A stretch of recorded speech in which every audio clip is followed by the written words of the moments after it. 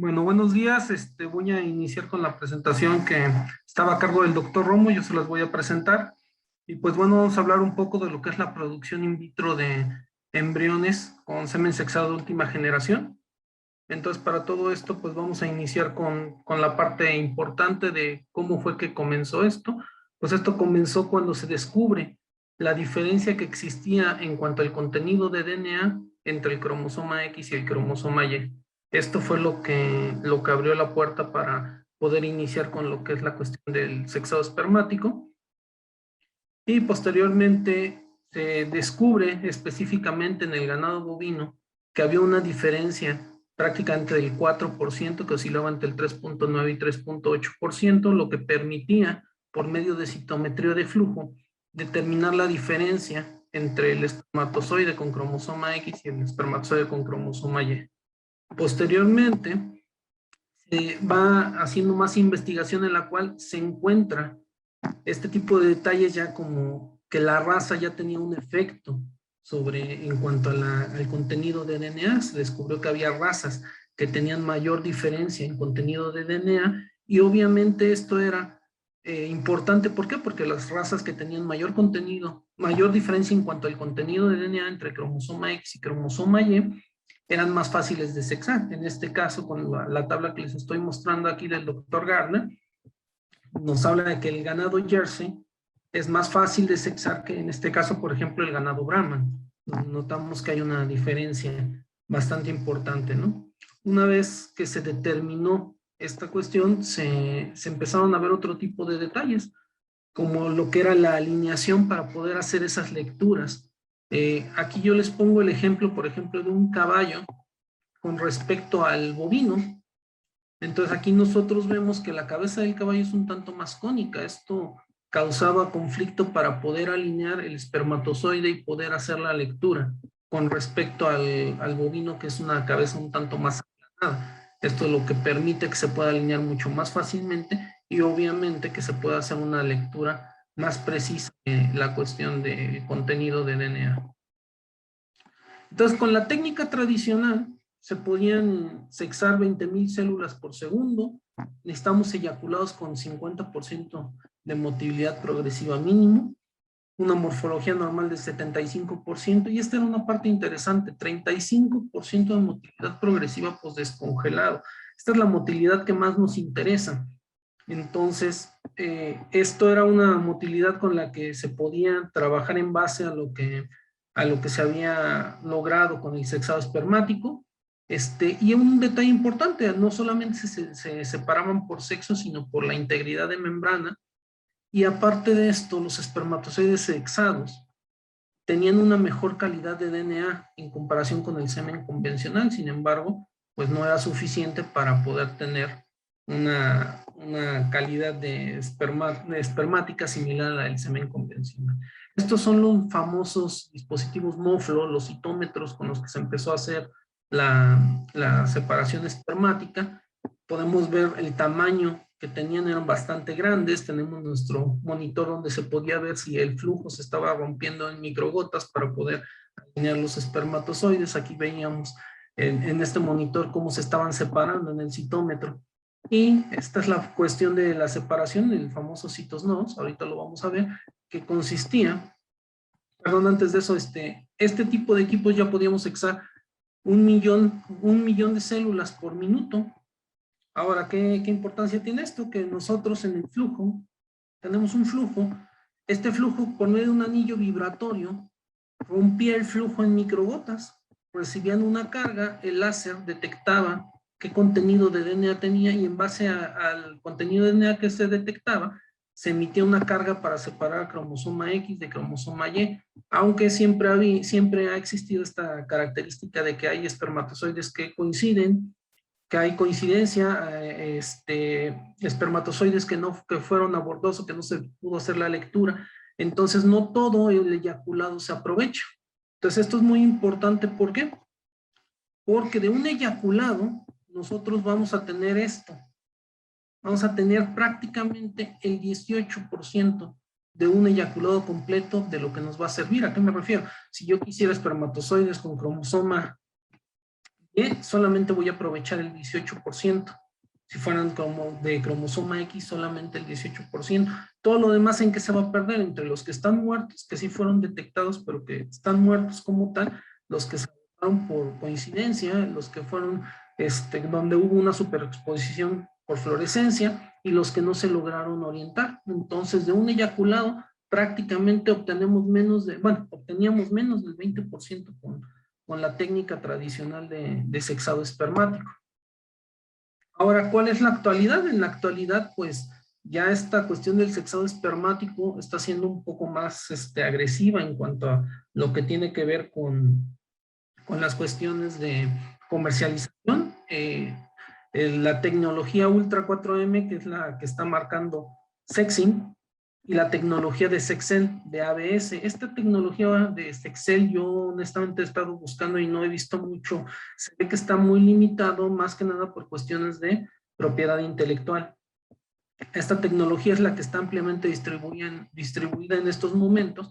¿Y cuál es la cuestión que mencionan ellos? ¿No? Que prácticamente los resultados ya son similares entre semen sexado con el semen convencional.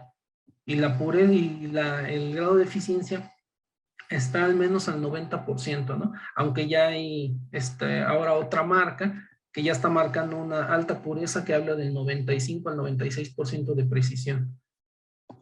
Entonces, en cuanto a Sexcel, este es el único trabajo que hay publicado en el cual hablan de su tecnología de ablación de género. Esta tecnología es muy parecida a una tecnología que también salió hace algunos años que se conoce como sexado destructivo de la compañía Microbix. No sé si sea la misma, pareciera que sí, pero no he encontrado información acerca de esto, es muy limitado lo que tenemos. ¿Y qué es lo que han mostrado con esta tecnología de Sexcel? Lo que han encontrado es esto, ¿no? Cuando prácticamente estos resultados son muy consistentes tanto entre el semen ultrasexado como con el semen de Sexcel. Aquí una cuestión importante en trabajos de inseminación es que los animales expresen celos. Cuando expresan los animales celos, los resultados son muy similares. Entonces aquí vemos el semen convencional y el semen que ha sido seleccionado por ablación de género. Y aquí entonces podemos ver que ya cuando hablamos de vacas y vaquillas, hay una diferencia entre el semen sexado con el semen convencional. Cuando se habla de vacas, como tal, hay una diferencia en cuanto a preñeces a favor del semen convencional, pero ya cuando se habla de vaquillas, la diferencia prácticamente ya no existe. Entonces algo se mejoró en la tecnología, sin embargo, en el caso de hembras adultas no se ha mejorado, ¿no? Entonces, esto es lo que implica la sección el sexado por ablación de género. Y aquí pues vamos a ver cómo se da el proceso de la compañía Intelligent. Hay un láser que va a detectar primero el contenido de DNA y después tienen el láser descapacitante, el cual se encarga de seccionar al espermatozoide. Entonces, prácticamente en eso consiste el sexado por ablación de género. Y pues el sexado Ultra 4M, que es el que está muy, altamente disponible, nos habla de que cómo fue evolucionando esta tecnología, ¿no? De la tecnología anterior a cómo ha ido avanzando, ¿no? Que primero inició como un sexado ultra, que posteriormente se convirtió en sexado ultra 4M. Ahora, ¿cómo llegaron a este punto? Pues varias cuestiones, ¿no? Pues vamos a platicar. Estos son los Génesis 3, los nuevos citómetros de flujo. Aquí vemos 3 citómetros de flujo en un área muy pequeña. Si ustedes recuerdan la imagen anterior, los citómetros eran muy grandes, el sistema de alineación al parecer sigue siendo el mismo. ¿Y por qué digo al parecer? De esta tecnología no se conoce mucho secreto por cuestiones de propiedad intelectual, pero sí logramos ver los monitores en los cuales se ve que la gota se sigue separando, ¿no? De la forma en cómo se separaba en la tecnología anterior. ¿Qué es lo que han mencionado que se modificó? Se modificaron cuestiones en cuanto a pH, se modificó toda la tecnología del citómetro, toda la tecnología de tinción de las células y toda la tecnología de congelación. Entonces prácticamente es una tecnología que modificó la gran parte del procedimiento. Y esta es la parte interesante, 50 millones de células por minuto. Esto los hace mucho más eficientes de los antiguos Moflo. Entonces esto permite que puedan sexar más rápido un eyaculado como tal. Ahora, estas son pruebas in vitro en las cuales se vio lo que era la motilidad progresiva y la integridad acrosomal de los espermatozoides, de semen convencional y semen ultrasexado de los mismos animales, y en lo que nosotros podemos ver que la motilidad siempre es superior, el semen sexado ultra en la motilidad progresiva es superior a las 3 horas, y en la cantidad de cromosomas intactos también es superior. Entonces algo se modificó en la tecnología, estas son solamente con semen congelado, se descongela y se hicieron estas evaluaciones y obtuvieron estos resultados. Ahora, en pruebas de campo, esto es lo importante, en vaquillas se trabajó con la tecnología anterior, la tecnología Legacy, después con la tecnología del sexado ultra en 2 millones, en 3 millones, en 4 millones, comparado con semen convencional de 15 millones. Y aquí se observa cómo ya en 4 millones logran tener los mismos resultados que con el caso de semen convencional. Entonces, esta fue el estudio que marcó la pauta de cuál era la concentración que se debía de utilizar para tener resultados muy similares a lo que se obtiene con el semen convencional. Ahora, esto no es del mismo toro, pero esto es un análisis en un sistema CASA. Y aquí, por ejemplo, esta es una muestra de semen sexado. Y esta era una buena muestra, 42% de motilidad progresiva pues descongelado. Sin embargo, cuando vemos con sexado ultra, vemos esto es impresionante, 53% de motilidad progresiva post descongelado. Esto sí era algo muy, muy marcado en esta cuestión de la calidad espermática. O sea, sí hay una diferencia muy, muy grande. Yo, como les repito, no es del mismo animal, pero ya toparse esto sí se puede encontrar en muestras de semen convencional, pero no precisamente muestras de semen sexado, ¿no? De semen sexado lo normal era encontrar algo entre 35 y 40% de motilidad progresiva, pero esto sí, cuando yo lo vi me sorprendió mucho, ¿no? Ahora, la viabilidad, aquí estamos hablando de los que son progresivos, los que no son progresivos y de los que son inmóviles. Si estamos hablando de viabilidad, estamos hablando que prácticamente el 60% de esta muestra está vivo. Entonces es una diferencia, y la concentración sí es mucho más alta que la concentración de la pajilla tradicional. De esto mismo se hicieron trabajos con lo que se conoce como semen revertido de una pajilla convencional. Se sexa y esa pajilla y ese semen se utiliza para producción in vitro de embriones. Este trabajo ya es un trabajo de hace algunos años. Estos utilizaban todavía el sistema antiguo, el sistema Legacy. Sin embargo, ahorita ya se está utilizando la tecnología de sexado ultra. Este era el citómetro con el que se hacía esta tecnología de sexado. Y prácticamente solo estaba limitada ya a lo que era la producción in vitro de embriones, porque para inseminación artificial los resultados no eran nada buenos, ¿no? Ahora, en cuanto a lo que es la producción in vitro de embriones, comercialmente las compañías que lo han estado aplicando, pues es la misma compañía Sexing Technologies, compañías como Transova y compañías como In Vitro Brasil, son los que han estado trabajando con la parte de producción in vitro de embriones con semen sexado de forma comercial, ¿no? Son los tres grandes empresas que están trabajando con esto. Y bueno, ¿qué tenemos de aspectos relacionados con la producción in vitro? Tenemos nuestras 3 etapas típicas, la que es la maduración, la fertilización y lo que es el cultivo in vitro. Dentro de estos, la selección espermática es uno de los aspectos más importantes. Lo que es el sistema de cultivo, el sistema de cultivo ha evolucionado, ya vieron con el doctor, desde ser continuo, secuencial, independiente. En la actualidad prácticamente los cultivos secuenciales ya están quedando detrás, ya prácticamente se está manejando lo que es el sistema continuo, y pues el independiente del famoso wall on the wall, del que ya nos habló ampliamente el doctor Bacta.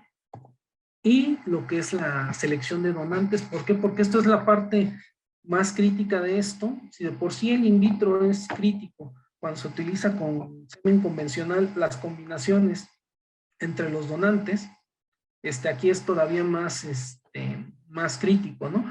Porque es muy diferente el semen congelado. Tenemos animales que preñan bien en campo, se congela el semen y cuando se congela el semen ya no tienen los mismos resultados. Ahora, no porque el animal congele sirve para sexar, eso también hay grandes diferencias entre los toros. Los resultados que les mostré varían entre toros. Hay toros que sí dan resultados similares a lo que es el semen convencional, toros que no lo dan, y eso es en las dos tecnologías. Ahora no, el toro que sexe precisamente sirve para in vitro. Entonces hay varios detalles aquí a considerar cuando se trabaja la producción in vitro con semen. Ahora, los ovocitos los pueden obtener por medio de aspiración, que es lo que se hace de forma comercial, o por medio de aspiración folicular post-mortem, a través de ovarios de rastro o de algún animal que haya muerto y al cual se le obtienen los ovarios y se mandan a un laboratorio para que se aspiren y se puedan poner en maduración. En cuanto al proceso de maduración, pues simplemente seleccionar ovocitos que tengan una buena cantidad de células, que el citoplasma se vea homogéneo, y ponerlos en solución de maduración para que expandan esas células tumulares que le van a dar nutrimentos al embrión, perdón, al ovocito para que esté apto para alcanzar el proceso de fertilización. Y para fertilizar necesitamos hacer una selección espermática. Hay que separar lo que es el diluyente, los espermatozoides muertos, para dejar espermatozoides vivos y utilizar esos espermatozoides para lo que es el proceso de fertilización. En este caso, para la selección espermática se ha utilizado ampliamente el percol y lo que es la sílica. A diferencia de humanos, en animales no tenemos la limitante de usar percol, y en el caso de humanos prácticamente lo que se utiliza es sílica. Y en el caso de semen sexado sí se recomienda más el uso de sílica, porque es un semen que ya ha sido más maltratado en cuanto al proceso de sexado con respecto al semen convencional. Entonces sí es preferible utilizar sílica cuando se trabaja semen sexado que el percol. Sin embargo, ambos funcionan, pero la cantidad de espermatozoides que se recupera sí está reportado ampliamente que es mayor en sílica que en percol. Ahí está. Entonces, para la selección espermática, también se puede utilizar un gradiente de percol de 90 o de sílica de 90, o utilizar lo tradicional de dos gradientes de percol, que puede ser 45-90, y en el caso de semen sexado a veces se utiliza 40-80. Entonces son los gradientes que se utilizan, y en la parte superior se coloca el semen descongelado, y ya posteriormente se centrifuga, y en el fondo vamos a encontrar la pastilla de espermatozoides capacitados y espermatozoides, y aparte que son los que pudieron nadar a través del percol y se pudieron separar. Ahora, esto es importante, ¿por qué? Porque cuando nosotros separamos, obviamente sometemos a un proceso de centrifugación. Sin embargo, el proceso de centrifugación puede ser muy agresivo para ciertos toros. Entonces esto es muy importante, porque aunque ya tengamos estandarizado nuestro laboratorio, hay animales que pueden ser más sensibles a este procedimiento. Aquí les pongo un ejemplo de cómo, según una muestra de semen centrifugada a 700 gravedades, podemos ver que hay espermatozoides que algunos están unidos unos con otros, pero la progresividad es importante. Sin embargo, también podemos ver cómo, si aumentamos la fuerza de centrifugación, los espermatozoides se pueden adherir y no precisamente vamos a tener muchos espermatozoides progresivos. Esto es muy importante para el proceso de fertilización. Entonces son aspectos a considerar. Ahora, en cuanto a lo que es la separación espermática, que este es un punto muy crítico para la producción in vitro, tenemos este trabajo en el cual se observa un espermatozoide con su acrosoma normal. Tenemos un espermatozoide que ha sufrido ya la reacción acrosomal de forma fisiológica. Esto es lo que normalmente deberíamos de ver. Pero cuando sometemos espermatozoides al paso a través del PERCOL, empezamos a tener este tipo de detalles, que no sé, que hay aquí hay una reacción acrosomal errática, y aquí vemos un espermatozoide con daño en el acrosoma. Olivera y sus colaboradores determinaron esto al seleccionar espermatozoides, fotografías electrónicas, y detectaron este tipo de detalles. Entonces, aunque tengamos espermatozoides mótiles y progresivos, podemos tener este tipo de daños. Y hay toros que son más sensibles que otros a este tipo de procedimientos, por lo cual es importante tener en consideración cómo separarlos, para poder tener resultados más eficientes, ¿no?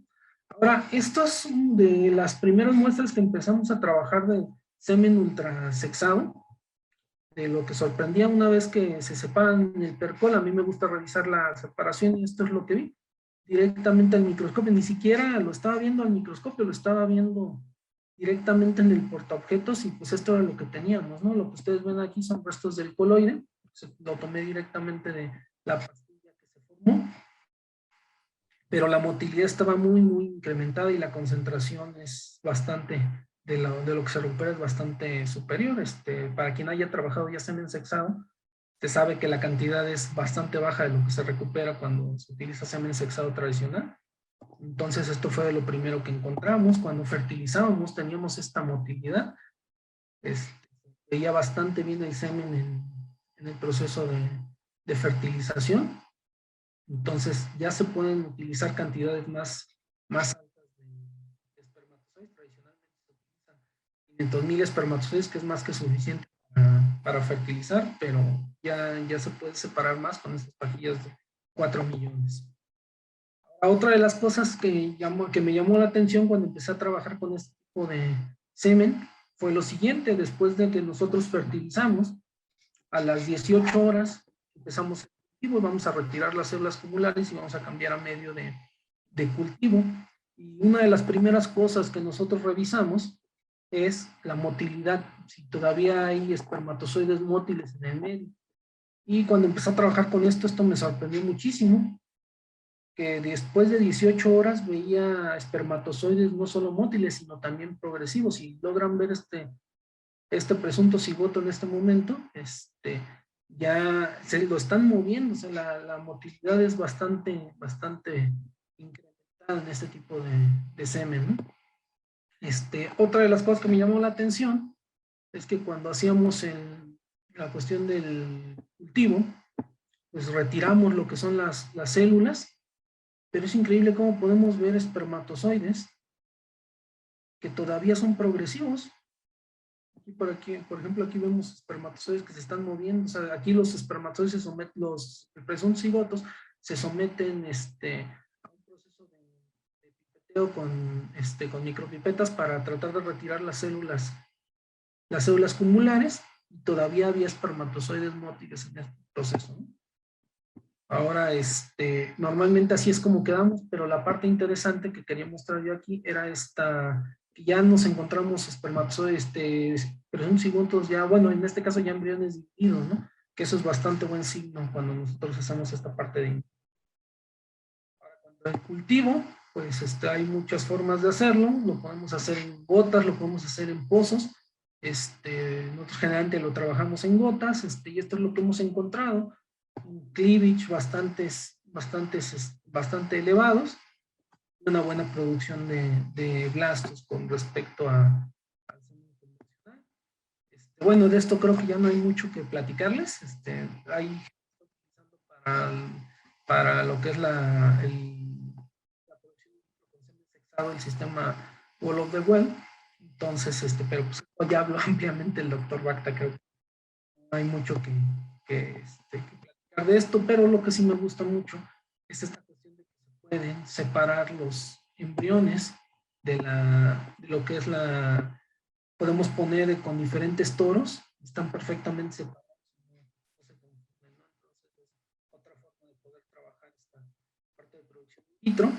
Y pues bueno, voy a presentarles algunos trabajos que hemos hecho, precisamente comparando el semen sexado ultra con convencional.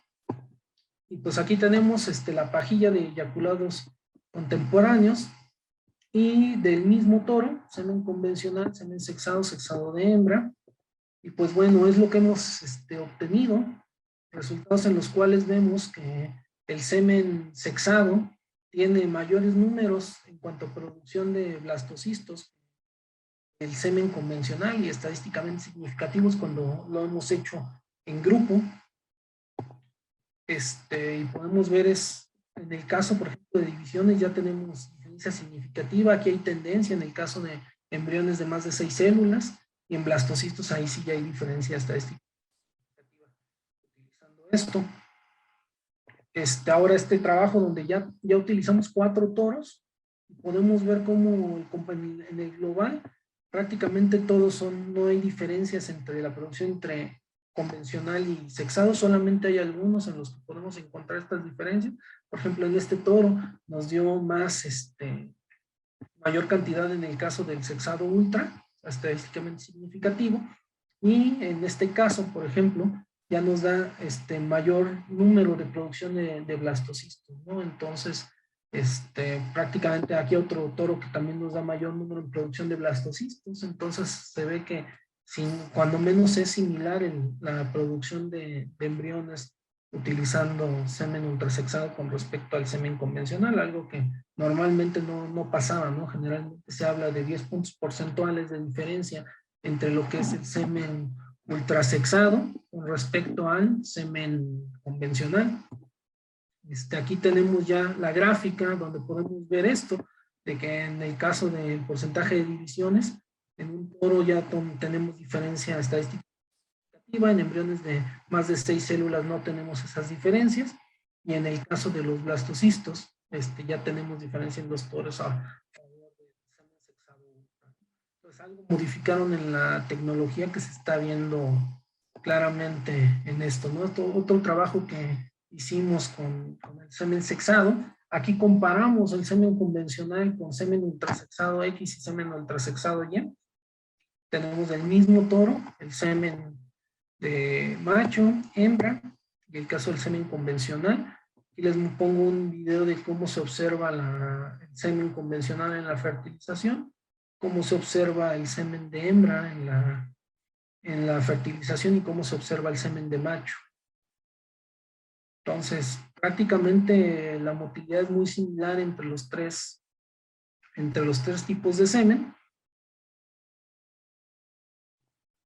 Pero aquí es donde viene la parte interesante. Tenemos que, por ejemplo, en el porcentaje de divisiones no hubo diferencias entre el semen convencional y el semen sexado ultra con cromosoma X, pero sí hubo diferencia ya con el semen con cromosoma Y. En el caso de embriones de más de 6 células, tenemos que digamos, no hay diferencia en cuanto al semen convencional con el sexado de cromosoma X, pero sí con el de cromosoma Y. Y ya en la producción de blastocistos, ahí sí ya tenemos una diferencia estadísticamente significativa a favor del sexado ultra con el cromosoma X. Entonces también ahí puede haber otro detalle en cuanto al cromosoma, que también esto puede estar marcando diferencias en cuanto a la producción in vitro, ¿no? Tenemos otro trabajo donde utilizamos con hembras prepúberes, utilizamos hembras que van para exportación a Estados Unidos, se castran, aprovechamos esos ovarios, colectamos los ovocitos y produjimos embriones con semen convencional y sexado, y obtuvimos que no hay diferencia en ninguna de las variables estudiadas, en divisiones, embriones de 8 células, blastocistos. Sin embargo, en este trabajo sí notamos que numéricamente sí los resultados fueron más bajos para el semen sexado ultra.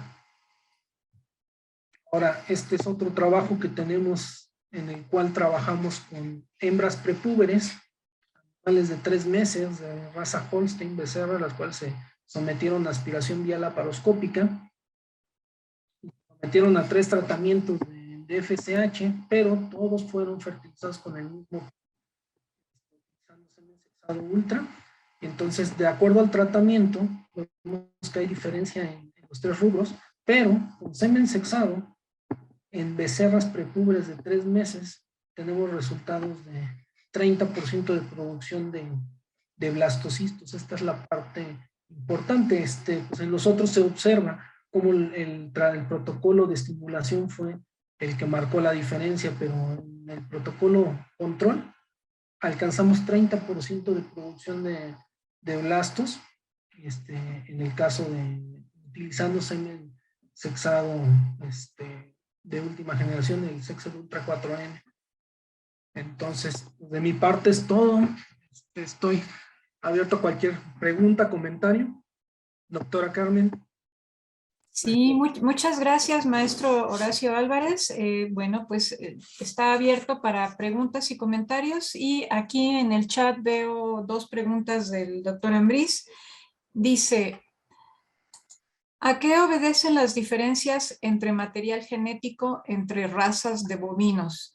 ¿Alguna diferencia entre cárnicas y lecheras? Y la otra pregunta es, ¿en qué especies es mejor la separación de espermatozoides XY? ¿Cuáles serían las causas? Mire, en el caso en cuanto a razas, pues no conozco cuál sea la razón de por qué unas tienen mayor diferencia a una raza tiene mayor diferencia entre otras, ¿no? Supongo que tiene que ver con genotipos. El genotipo que tiene menos diferencia es el Bos indicus, y el que tiene más diferencia es en este caso Bos taurus. Creo que por ahí podría venir, pero la razón específica no lo sé. ¿Y cuál fue la segunda pregunta? La tiene en el chat, y si gusta también puede abrir su video para que lo conozcan Ay, los perdón, colegas y no los lo puse, asistentes. disculpen. No se preocupe. La segunda pregunta dice, ¿en qué especies es mejor la separación de espermatozoides XY? ¿Cuáles serían las causas? ¿En qué especies es mejor la separación en el caso de bovinos y en el caso de borregos? ¿Por qué? Por la forma de la cabeza. Eso es lo que ha marcado la diferencia.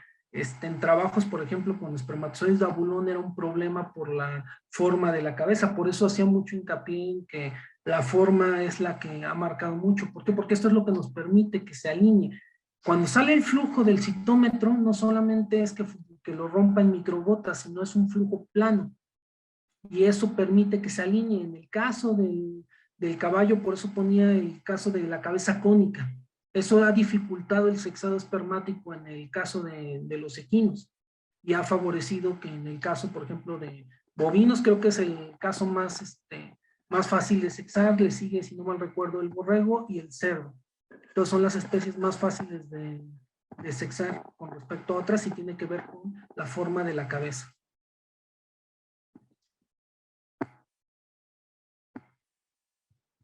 Gracias, maestro Álvarez. Pues no sé si... aquí hay otra pregunta del maestro Alfredo Lorenzo. Dice, ¿a qué se debe la diferencia en producción de blastocistos a favor del semen convencional?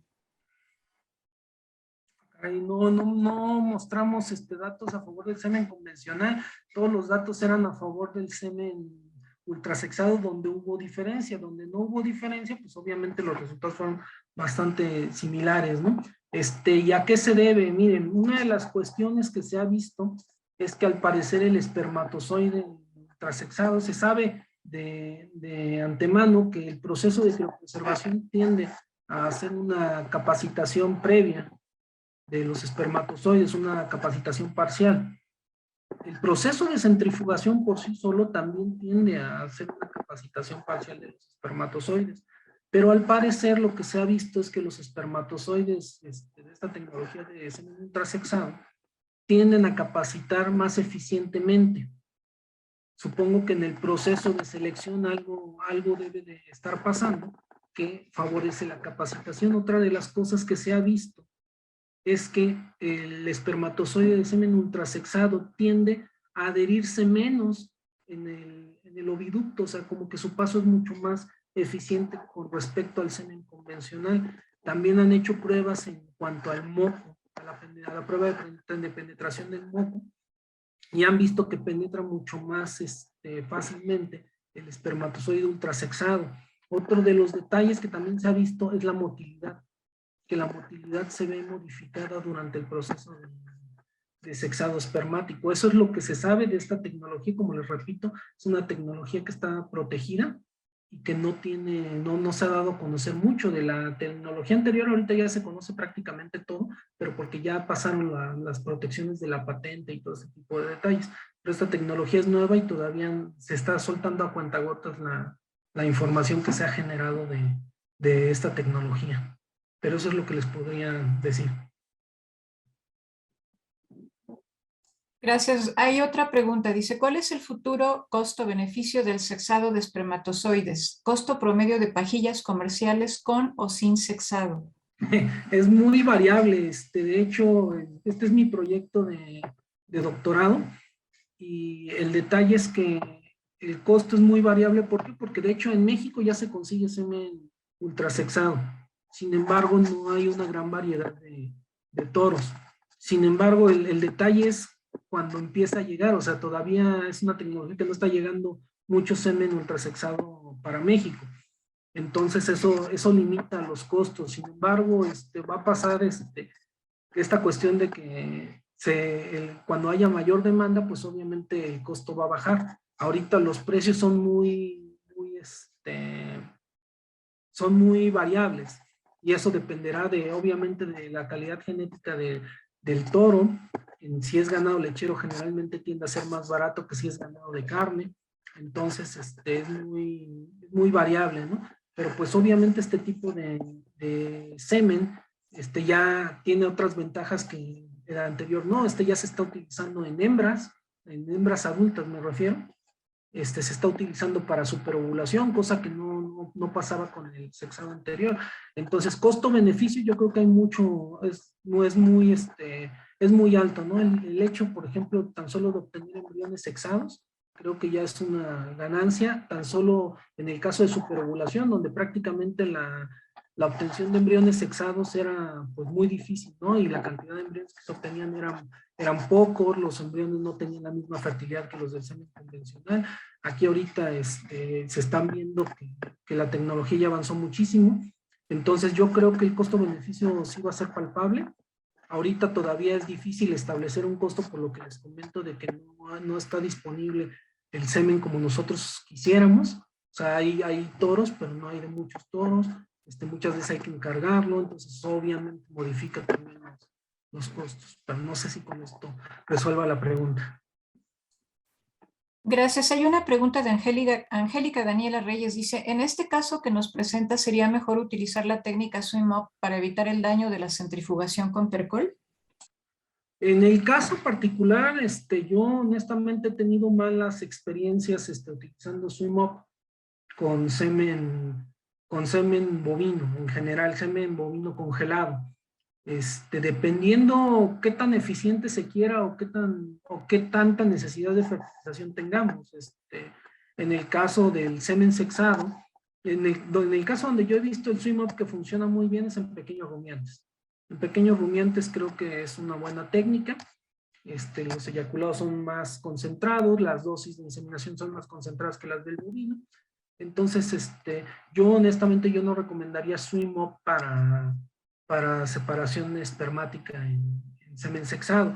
Más bien yo lo que recomendaría sería verificar la eficiencia de los toros en la separación. Funcionan bien la sílica y el percol, solamente hay que adecuar el protocolo de separación. Me refiero a cuánto tiempo, a qué gravedades. Esa es la cuestión que yo daría, pero en mi experiencia no me ha funcionado el Swim Up para fertilización. Si quiero fertilizar, por ejemplo, 100 ovocitos, no me alcanza cuando esté separado espermatozoides por Swim Up. Entonces, en general, para bovinos yo no lo recomiendo. Muchas gracias. No sé si hay algún otro comentario o pregunta para el maestro Álvarez. En dado caso que no, pues entonces tendríamos 5 minutitos antes de dar inicio con la siguiente ponencia. Le agradecemos mucho, maestro Álvarez, y también al doctor Salvador Romo, y bueno, esperemos que les sea leve el trámite en el SAT. Muchas gracias. Muchas gracias a ustedes.